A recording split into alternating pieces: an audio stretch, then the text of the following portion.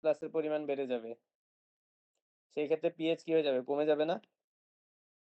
PH 7 এর নিচে চলে আসবে, অ্যাসিডিক হবে ওয়াটার। ধরো পানিতে এগুলা আছে, এই এলিমেন্টস গুলা আছে। কার্বনের বাইকার্বনেট, হাইড্রোক্সাইড, হ্যাঁ? এগুলা থাকলে পানিতে কি বলতেছি আমরা? অ্যালকালিনিটি আছে। তাহলে এই কেসে যদি অ্যাসিড রেইন হয়, তাহলে এগুলা কি করবে? নিউট্রালাইজ করবে না? H+ আয়নটাকে? জি, জি। তখন কি আর পিএইচ 7 এর নিচে আসতে দিবে? দিবে হ্যাঁ, না। স্যার। এই যে দিবে না, মানে কি একটা বাধা দিচ্ছে। এটাকেই বলতেছি বাফার। যেটা রেজিস্ট করতেছে। এই যে এই ক্রিয়াটা হলো বাফার ক্রিয়া। এটা কেমিস্ট্রিতেও পড়ে আসার কথা তোমাদের। আচ্ছা, আশা করি বুঝছো নাকি সবাই এবার? জি, স্যার। ওকে, গুড। তাহলে এটা কেন লাগতেছে? এই যে অ্যাকুয়াটিক লাইফ, এখন যে এক্সাম্পলটা দিলাম, যে পানির যদি অ্যালকালিনিটি কম হয় সেক্ষেত্রে সেটা অ্যাসিড রেনে সাসেপ্টেবল থাকে। সেক্ষেত্রে অ্যাসিড রেন হইলে মাছ মারা যেতে পারে। এছাড়াও মনে করো ওয়াটার ট্রিটমেন্ট প্রসেসে অ্যালকালিনিটি ইম্পর্টেন্ট ভূমিকা রাখে। যেমন আয়রন রিমুভাল প্রসেসে অ্যালকালিনিটি দরকার। হ্যাঁ, আয়রন রিমুভাল প্রসেসে অ্যালকালিনিটি মেজর একটা রোল প্লে করে। কারণ আয়রন রিমুভ হয় যখন তুমি Fe2+ কে Fe3+ এ নিয়ে আসবা, এটাকে বলা হয় অক্সিডেশন করা। তো এই যে Fe2+ থেকে Fe3+ কনভার্সন, এটা অক্সিডেশনটা, এটা রেট বেড়ে যায় যদি অ্যালকালিনিটি থাকে আর কি। বুঝা গেছে? আচ্ছা, অ্যালকালিনিটি 130 এর কম হলে আসলে এই ট্রিটমেন্ট প্রসেস এটা বাধা দেয়। তাহলে এগুলাই যে aquatic life, acid rain, buffer, treatment process, এভাবে আমার অ্যালকালিনিটির এনভায়রনমেন্টাল সিগনিফিকেন্স, এই 3টা টপিক ভালো মতো পড়বা কুইজের জন্য। আচ্ছা, এখানে লেখা আছে যে আমাদের 1997 এ অ্যালকালিনিটির কোনো লিমিট দেয় নাই। হ্যাঁ, 23 তেও মনে হয় কোনো লিমিট দেওয়া নাই আসলে। অ্যালকালিনিটি আসলে লাগে ওই যে ট্রিটমেন্ট প্রসেসে যদি আয়রনকে অক্সিডাইজ করতে হয়, সেক্ষেত্রে হায়ার অ্যালকালিনিটি দরকার, অথবা পিএইচ কে স্ট্যাবিলাইজ করতে হায়ার অ্যালকালিনিটি দরকার আছে। তাহলে এটা কিভাবে টেস্ট করবা? জানোই, বিকার নিবা, সিলিন্ডার, আর তোমার ইন্ডিকেটর হিসেবে লাগবে ফেনফথেলিন এবং মিথাইল অরেঞ্জ ইন্ডিকেটর। হ্যাঁ, তো এখানে আমরা কি করতেছি? বাইরে থেকে সালফিউরিক অ্যাসিড অ্যাড করতেছি। সালফিউরিক অ্যাসিডের কনসেন্ট্রেশন আমার জানা আছে, সেটা কত? 0.02 নর্মাল। হ্যাঁ, আচ্ছা, তাহলে তোমাদের যে পানির স্যাম্পলটা নিছো সেখান থেকে 100 মিলিলিটার নিয়ে মেজার করে নিবা, এবং ডিস্টিল ওয়াটারও নিবা 100 ওয়াটার। তাহলে তোমার যে স্যাম্পলের পিএইচ, ইনিশিয়াল পিএইচটা মেজার করবা প্রথমে। অলরেডি তোমরা পিএইচ টেস্ট করে ফেলছো। তো যাদের পিএইচ 7 এর নিচে আছে তাদের আসলে পানিতে অ্যালকালিনিটি নাই। বুঝছো? যদি 7 এর উপরে থাকে, মানে অ্যালকালিনিটি আছে তোমাদের, মানে ফেনফথেলিন অ্যালকালিনিটি নাই, সেটা একটু পরেই বলবো। তো আগে পিএইচটা মেজার করবা। যদি দেখো তোমার পিএইচ 8.3 এর উপরে আছে, তাহলে ফেনফথেলিন অ্যাড করবা। ফেনফথেলিন অ্যাড করলে যেটা হবে, পিঙ্ক কালার ডেভেলপ করবে। বুঝছো? পিঙ্ক কালার ডেভেলপ করলে তুমি তাকে 8.3 পর্যন্ত টাইট্রেট করতে পারবা। তাহলে যে 8.3 আনা পর্যন্ত তোমার যে ইয়েটা লাগতেছে, যতটুকু অ্যাসিড লাগতেছে, ওই ভলিউমটা মেজার করলা। তারপর সেটাকে মাল্টিপ্লাইং ফ্যাক্টরের সাথে গুণ দিয়ে তুমি যে অ্যালকালিনিটি পাবা সেটা হলো কি আসলে ফেনফথেলিন অ্যালকালিনিটি বা পি অ্যালকালিনিটি। তোমাদের একটা টেবিলে সেটা দেওয়া আছে, একটু পরে দেখাচ্ছি। যদি দেখো যে তোমার ইনিশিয়াল পিএইচ ফেনফথেলিন অ্যাড করার পরে পিঙ্ক কালার ডেভেলপ হয় না বা কালার লেস হয়েছে, তার মানে কি পিএইচ 8.3 এর কম আছে। ঠিক আছে? পিএইচ যদি 8.3 এর কম থাকে তখন, আর পি অ্যালকালিনিটি 0, পিএইচ 8.3 এর কম থাকা মানে পি অ্যালকালিনিটি 0 আছে। তাহলে তখন আমরা বের করব এম অ্যালকালিনিটি। এম অ্যালকালিনিটি করার জন্য মিথাইল অরেঞ্জ অ্যাড করা লাগবে, এবং সেটাকে 4.5 পর্যন্ত টাইট্রেট করা লাগবে। আচ্ছা, বুঝতে পারছো? তাহলে টোটাল জি, স্যার। অ্যালকালিনিটি কি হবে? এই পি অ্যালকালিনিটি আর এম অ্যালকালিনিটি যোগ করে যেটা পাবা সেটা।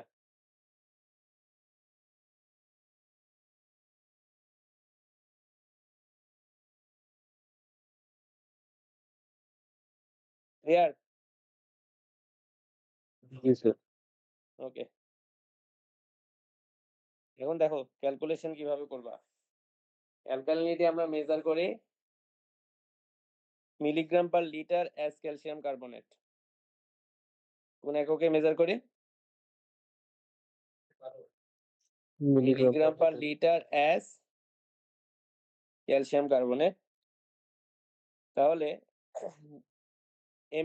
পি অ্যালকালিনিটি কখন হবে? যখন তুমি 8.3 পর্যন্ত টাইট্রেট করবা।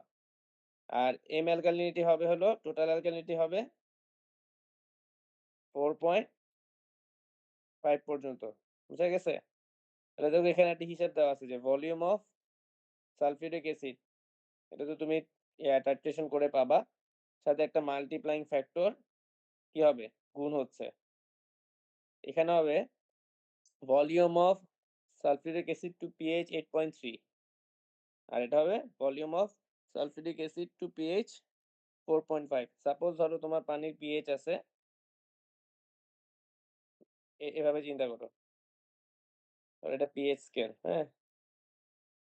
এখানে 8.3 আছে, এখানে 4.5। ধরো তোমার পানির পিএইচ আছে 9.1। তাহলে তুমি এই যে 8.3 পর্যন্ত একটা টেস্ট করতে পারো না টাইট্রেশন? 9.1 থেকে 8.3 আনতে তোমার যে পরিমাণ সালফিউরিক অ্যাসিড লাগছে সেটার সাথে মাল্টিপ্লাইং ফ্যাক্টর গুণ করলে যে অ্যালকালিনিটিটা পাবা সেটা হলো কি পি অ্যালকালিনিটি। এটা কি বুঝছো? আচ্ছা, ওকে। এই পর্যায়ে এসে তুমি কি করবা? মিথাইল অরেঞ্জ অ্যাড করলা না? মিথাইল অরেঞ্জ অ্যাড করার পর 8.3 থেকে 4.5 পর্যন্ত টাইট্রেট করবা। এখানেও কি একটা ভলিউম অফ সালফিউরিক অ্যাসিড পাবা না? সেটা হলো কি এম অ্যালকালিনিটি। আর এই দুইটা ভ্যালু যোগ করলে যে অ্যালকালিনিটি পাবা সেটা হলো কি টোটাল অ্যালকালিনিটি। এটা কি বুঝছো? জি স্যার। ওকে। জি স্যার। স্যার, হুম। স্যার আমাদের গ্রুপের হ্যাঁ, ফেনোকথলিনের পরে কালার চেঞ্জ হচ্ছিল না। তারপরে শুধু মিথাইল অরেঞ্জ দিয়ে টাইট্রেশন করা হয়েছে। হ্যাঁ, তাহলে তোমাদের টোটাল অ্যালকালিনিটি এম অ্যালকালিনিটি সমান। মানে তোমাদের পি অ্যালকালিনিটি 0। জি স্যার। বুঝছো? জি স্যার। তোমাদের টোটাল অ্যালকালিনিটি আর এম অ্যালকালিনিটি 1। কারণ কি তোমাদের পিএইচ তার মানে 8.3 এর কম ছিল, রাইট? জি স্যার। কত পাইছিল পিএইচ? 8.1 সামথিং ছিল। হ্যাঁ, 8.1 সামথিং থাকলে তোমার ফেনফথেলিন দিলেও কালারলেসই থাকবে। কারণ ফেনফথেলিন পিঙ্ক থেকে কালারলেস হয় হলো পিএইচ 8.3 তে। বুঝতে পারছো? স্যার আমাদের গ্রুপ 4 এর 8.3 আসছিল, তাও কালার চেঞ্জ হয়নি। 8.3 আসছিল তাও কালার চেঞ্জ হয় না। 8.3 তো হবে না তো, 8.3 এর উপরে থাকলো। ওকে। আচ্ছা, এখানে যে মাল্টিপ্লাইং ফ্যাক্টরটা আছে দেখো, এই মাল্টিপ্লাইং ফ্যাক্টরের ক্যালকুলেশনটা কি? এই মাল্টিপ্লাইং ফ্যাক্টরটা হলো নরমালিটি। এখানে কার normality? Normality of sulphuric acid. বুঝছো? কত ছিল? 0.02। আচ্ছা, equivalent weight of calcium carbonate. ক্যালসিয়াম কার্বনেটের ইকুইভ্যালেন্ট ওয়েট কত? এর মলিকুলার ওয়েট যদি হয় 100 তাহলে 2 দিয়ে ভাগ হবে, হবে কত? 50। তাহলে আমরা কি জানি? ইকুইভ্যালেন্ট ওয়েট সমান molecular weight divided by equivalent number বা তুল্য সংখ্যা যেটাকে বলা হয়, হ্যাঁ? তাহলে দেখো এই এম কে ই দিয়ে ভাগ করা হয়েছে, করে কি পাওয়া গেছে? Equivalent wait. তাহলে এক্ষেত্রে হবে সেটা 50। তাহলে এটা বসাই দাও 0.02 ইন্টু 50 ইন্টু 1000 করলে কত আসে? 10 আসার কথা। বুঝছো? তারপর হলো তোমরা যে ডেটা শিটে যে ফাইনাল রিডিং আর ইনিশিয়াল রিডিং পাইছো না একটা? জি স্যার। এই ফাইনাল রিডিং থেকে ইনিশিয়াল রিডিং মাইনাস করলে যে ভ্যালুটা পাবা সেটা কি? এই যে ভলিউম অফ সালফিউরিক অ্যাসিড। বোঝা গেছে? এটার সাথে মাল্টিপ্লাইং ফ্যাক্টর 10 গুণ করবা, তোমার ফেনফথেলিন অ্যালকালিনিটি অ্যাজ ক্যালসিয়াম কার্বনেটে পেয়ে যাবা। বুঝছো? ক্যালকুলেশন বোঝা গেছে?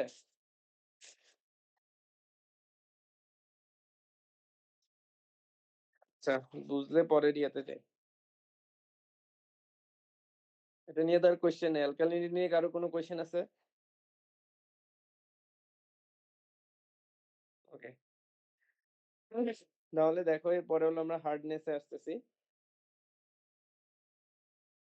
হার্ডনেস কারা আসলে দেয়? হার্ডনেস বলি যদি তোমার পানিতে ধরো ক্যালসিয়াম, ম্যাগনেসিয়াম আয়ন বা ধরো গ্রুপ 2 এর ধাতু যদি পানিতে থাকে। সোজা কথা কি, গ্রুপ 2 এর ধাতুগুলা যদি মেটাল যদি তোমার পানিতে থাকে সেটাই হচ্ছে হার্ডনেস। পানি যদি হার্ড হয় বা খড় পানি যেটাকে বলে, সেটা কি করে? ফেনা তৈরি করতে দেয় না। বোঝা গেছে? তুমি যদি ডিটারজেন্ট দাও সে পানিতে ফেনা তৈরি হবে না। তাহলে ডিটারজেন্টের যে মানে কাপড় ধোয়ার জন্য যে ডিটারজেন্টটা তুমি ইউজ করতেছো তার ক্লিনিং অ্যাকশনটা কমে যাবে। এবং আরো একটা প্রবলেম ক্রিয়েট করে, সেটা কি? বয়লারে স্কেলিং হয়। তার মানে হার্ড ওয়াটার মানে ক্যালসিয়াম আছে, ম্যাগনেসিয়াম আছে, এগুলা পাইপের গায়ে এখানে লেগে থাকে, স্কেল ফর্ম করে। ঠিক আছে? জং ধরার মতো এরকম স্কেল ফর্ম করে। ওকে। তো এটাকে মেজার করার জন্য আমরা কি করি? একটা ইডিটিএ টাইট্রেশন করা লাগে। এবং এই ক্ষেত্রে ইন্ডিকেটরটা কি? এরিওক্রোম ব্ল্যাক টি ইন্ডিকেটর। তাহলে এটা কিন্তু মনে রাখতে হবে, আমাদের কুইজের কোশ্চেনও আছে এটা নিয়ে। বুঝা গেছে? জি স্যার। আচ্ছা, এটা ছাড়াও তোমার হার্ডনেস আরেকটা মেথডে বের করা যায়, তোমাদের ল্যাব ম্যানুয়ালে লেখা আছে। সেটা হলো দেখবে যে full cation analysis. But full cation analysis করা আসলে কি টিডিয়াস এবং অনেক সময় সাপেক্ষ। এজন্য আমরা অল্টারনেটিভ যে মেথডটা ইউজ করতেছি সেটাকে বলতেছি ইডিটিএ টাইট্রেশন মেথড। বুঝা গেছে? আচ্ছা, তাহলে হার্ডনেসের এনভায়রনমেন্টাল সিগনিফিকেন্স গুলো দেখো। এটা সোপ কনজাম্পশনকে এফেক্ট করে, বয়লার এফিসিয়েন্সি কমায়, যেটা অলরেডি বললাম। হার্ডনেস আবার দুই ধরনের হতে পারে, একটা ক্যালসিয়াম দিতে পারে, একটা ম্যাগনেসিয়াম দিতে পারে। মেইনলি আসলে পানিতে ক্যালসিয়াম আর ম্যাগনেসিয়ামই দেয়। বাকি যে মেটাল গুলোর কথা বলছি ওগুলো পানিতে খুবই কম থাকে, বা ন্যাচারাল ওয়াটারে বা আমরা যে সোর্স থেকে পানি নিচ্ছি ওগুলাতে খুবই কম থাকে। এই জন্য আমরা হার্ডনেসকে বেসিকলি দুইটা ইয়েতে ক্যাটাগরিতে ভাগ করতে পারি, একটাকে ক্যালসিয়াম হার্ডনেস বলে আর একটাকে ম্যাগনেসিয়াম হার্ডনেস বলি। তো পানিতে ক্যালসিয়াম হার্ডনেস এর কোনো কিন্তু আসলে হেলথ রিস্ক নাই, যতই থাকুক সমস্যা না। সমস্যা হলো কাপড় ধোয়ার ক্ষেত্রে। আচ্ছা, বাট যদি ম্যাগনেসিয়াম হার্ডনেস 50 মিলিগ্রাম পার লিটারের বেশি হয়ে যায় সেক্ষেত্রে পানির টেস্টটা ল্যাক্সেটিভ হবে। ল্যাক্সেটিভ বলতে বোঝানো হচ্ছে ঝাঁঝালো, মানে তুমি পানিটা খেয়ে একটা ঝাঁঝ পাবা। ঠিক আছে? তো ম্যাগনেসিয়াম হার্ডনেস 50-এর উপরে আসলে থাকা যাবে না ড্রিঙ্কিং ওয়াটারের ক্ষেত্রে। আর যদি ক্লাসিফিকেশন বলি, আমরা যদি নর্মালি হার্ডনেস মানে টোটাল হার্ডনেস 50-এর যদি কম হয় সেটাকে সফট বলি, 50 থেকে 150 এই রেঞ্জে সেটাকে মডারেট বলি। হার্ড বলা হয় যদি 150 থেকে 300 থাকে, এবং ভেরি হার্ড হলো যদি 300-র উপরে যায়। হ্যাঁ। আচ্ছা, তাহলে হার্ডনেস টেস্ট কিভাবে করবা? সেম ভাবে এখানেও তোমাকে টাইট্রেশন করতে হবে। বিকার লাগবে, তোমার মেজারিং সিলিন্ডার লাগবে, যেটা দিয়ে স্টার করবা, স্টারার লাগবে, এবং একটা ড্রপার লাগবে। তাহলে তুমি আগে এরিওক্রোম ব্ল্যাক টি ডাইয়ের একটা বাফার সলিউশন ক্রিয়েট করবা, বা সেটাকে স্ট্যান্ডার্ড ইডিটিএ সলিউশনও বলতেছে। প্রথমে কি করবা, তোমার স্যাম্পল 50 ml নিবা, বিকারে রাখবা। তারপরে বাফার অ্যাড করলে তোমার স্যাম্পলের পিএইচ হবে 10। তো সবারই পিএইচ আসলে 10-এর নিচেই আছে, তাই সবাইকে বাফার সলিউশনটা অ্যাড করতে হবে। এটা করার পরে তুমি এরিওক্রোম ব্ল্যাক টি ইন্ডিকেটর মানে ফেনফথ্যালিনের মতো দিবা। তাহলে দেখবা তোমার যে পানির স্যাম্পলটা সেটা ওয়াইন রেড হয়ে যাবে। এরপরে তুমি আস্তে আস্তে ইডিটিএ অ্যাড করতে থাকবা। ইডিটিএ অ্যাড করলে যেটা হবে, এই ওয়াইন রেড কালারটা ব্লু হয়ে যাবে। যখনই ব্লু হবে তখনই তুমি টাইট্রেশন শেষ করবে। ওটাই তোমার টাইট্রেশনের এন্ড পয়েন্ট। বুঝতে পারছো সবাই? জি স্যার। আচ্ছা, আমি একটু আজান দিচ্ছে, একটু পরে কাজটা করি।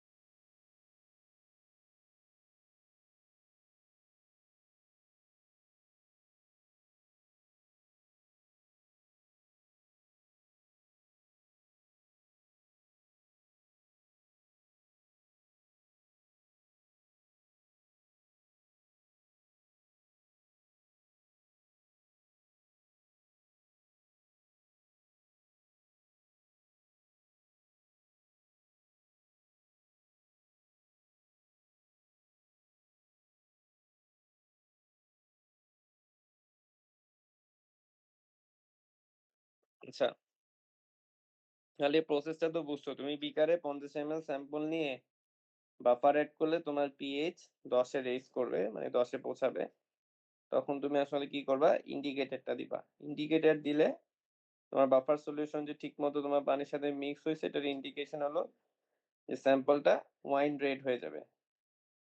এরপরে তুমি ইডিটিএ যে কমপ্লেক্স একটা কম্পাউন্ড আছে সেটা দিয়ে টাইট্রেট করতে থাকবা।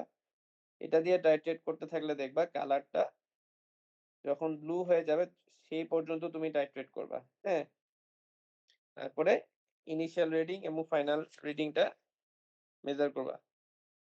তারপর সে আগের মতোই ইনিশিয়াল রিডিং থেকে ইনিশিয়াল রিডিং বাদ দিবা এবং একটা মাল্টিপ্লাইং ফ্যাক্টর অ্যাড করবে।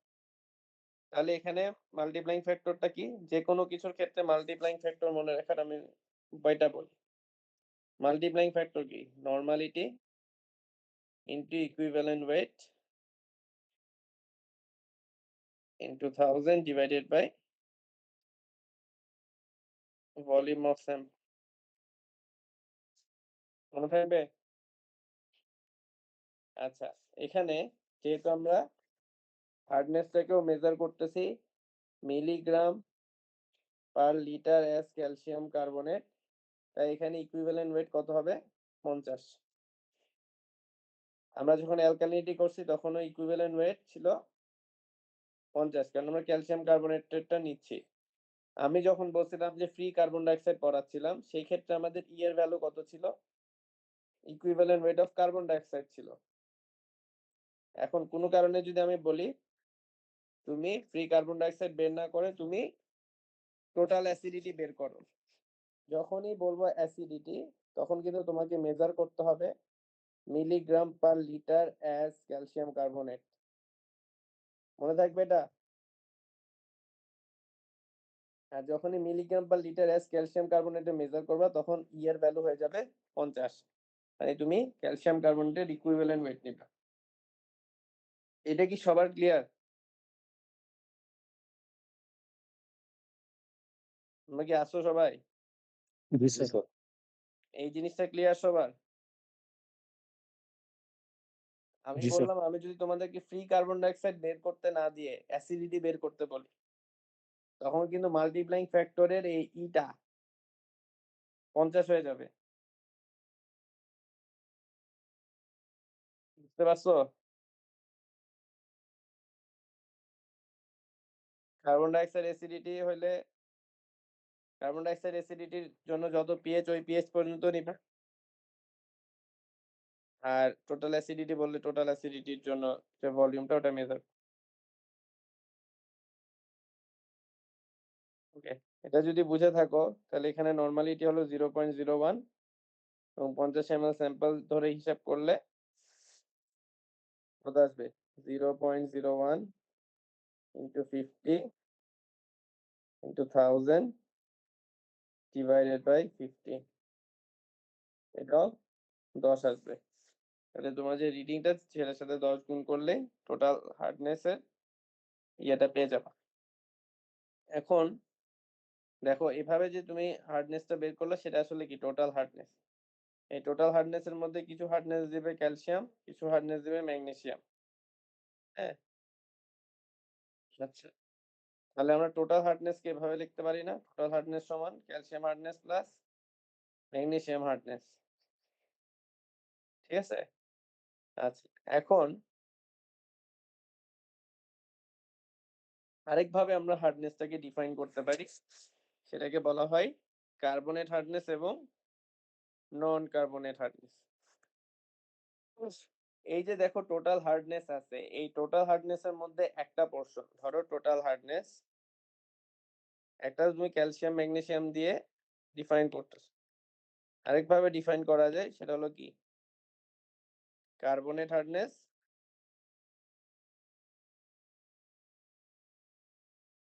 প্লাস নন carbonate hardness.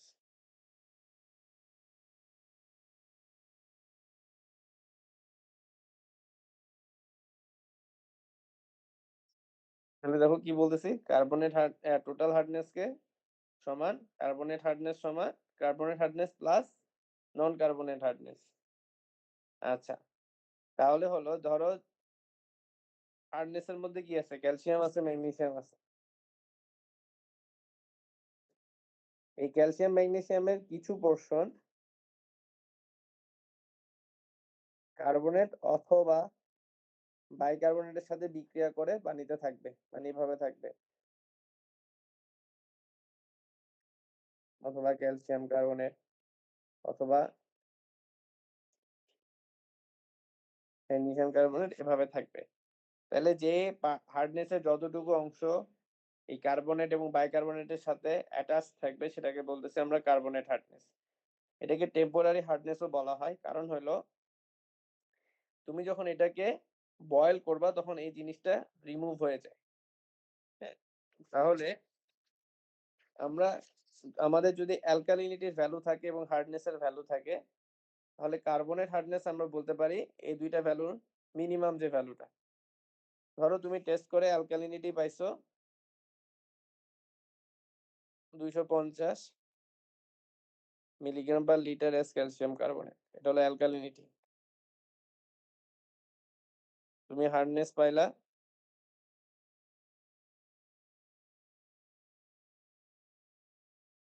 180 milligram per litre S calcium carbonate. বলো তো কার্বনেট হার্ডনেস কতটুকু হবে?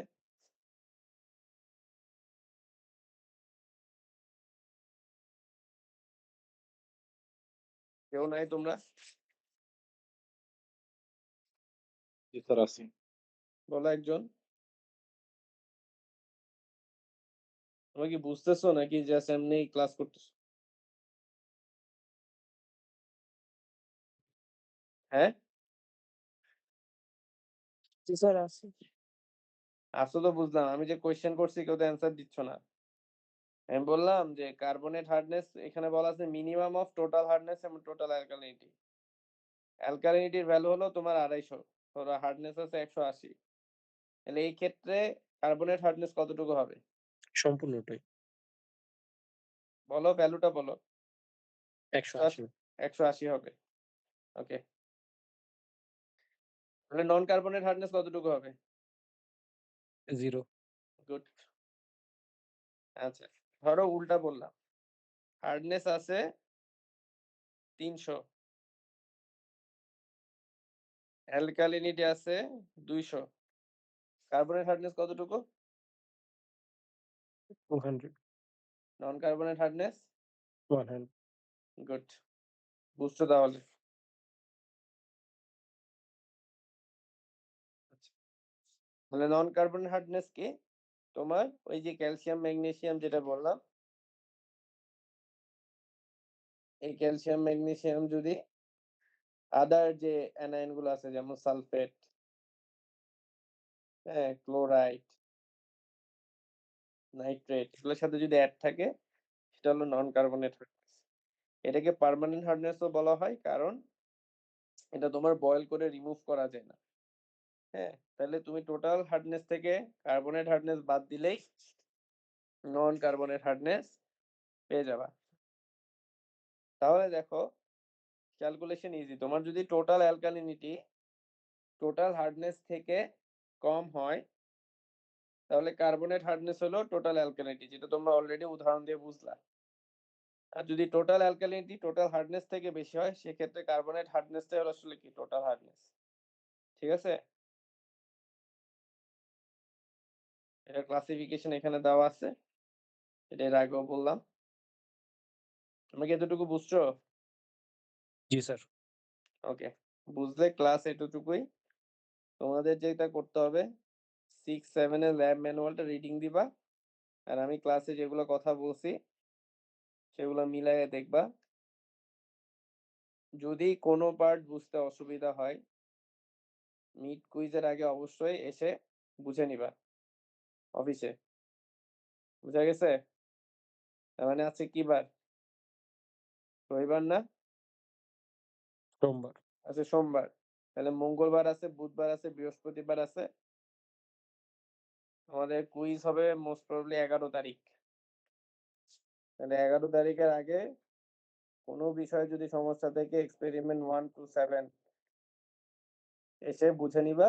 আর C1 যারা আছো তারা তো এই উইকে 4-5 এর ল্যাব রিপোর্ট দিবা। আর 6-7 এর ল্যাব রিপোর্ট মানে 1-7 টোটাল ল্যাব রিপোর্টটা আমরা মিড কুইজের দিন সবাই সাবমিট করবা। কিভাবে সাবমিট হবে? উপরে থাকবে 7, 6, 5, 4, 3, 2, 1 এই যে এই সিরিয়ালে। বুঝতে পারছি? জি স্যার। স্যার আর কারো কোনো কোয়েশ্চেন আছে? কোয়েশ্চেন নাই?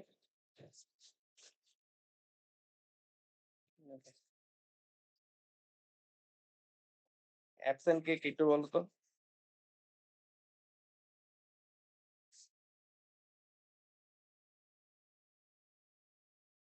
সবাই প্রেজেন্ট? স্যার রোল কল করা লাগবে হয়তো। এক মিনিট।